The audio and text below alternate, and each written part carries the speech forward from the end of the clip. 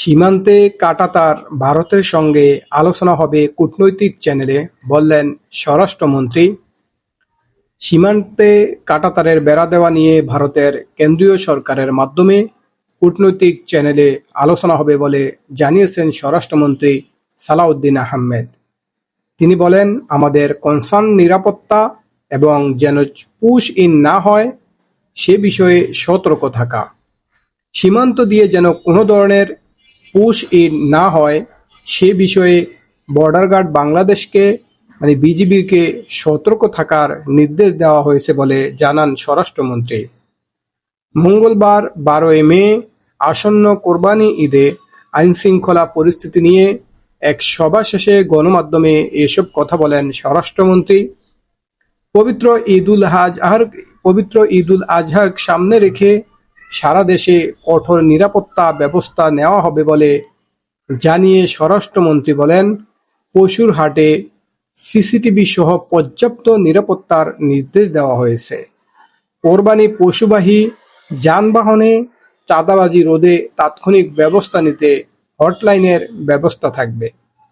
চাঁদাবাজির ঘটনা জানানোর জন্য 166-113 হটলাইন নম্বরে ফোন দেওয়ার অনুরোধ করেন স্বরাষ্ট্রমন্ত্রী সালাউদ্দিন আহমেদ।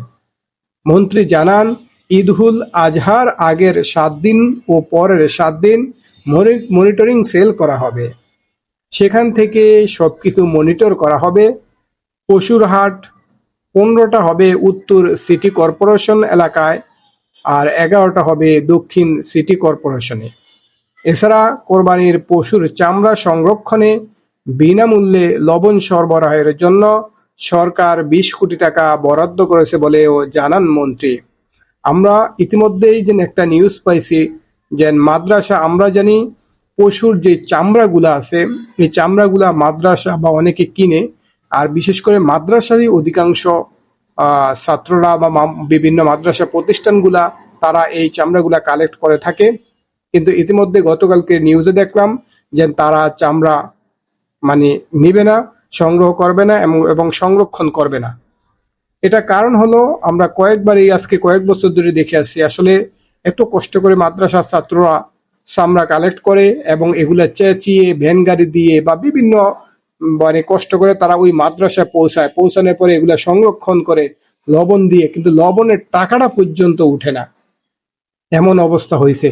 তাহলে আমাদের চামড়ার অবস্থা এরকম, কিন্তু আমি যখন একজন জুতা কিনতে যাই, বাটা বা অ্যাপেক্স বা এটা সেটা বিভিন্ন ব্র্যান্ডের গুলা যেগুলো আছে, এক একজন জুতা সিম্পলের যে সকল জুতাগুলো আছে ওগুলো 1200 টাকার নিচে কোনো জুতা নাই, 1299 টাকা। আপনি যদি লোফার বা অন্যান্য শুটও দেখতে যান তাহলে 3000, 4000, 5000, 6000 টাকার মধ্যে।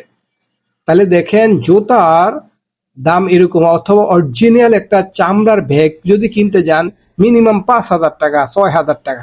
তাহলে চামড়ার ব্যাগের দাম যদি এত হয়ে থাকে, আর আপনার চামড়ার মূল্য যদি এরকম হয়, আসলে ক্যালকুলেশন কিভাবে, এটা আসলে আমারও মাথায় আসে না। এই হলো আমাদের অবস্থা, বুঝছেন?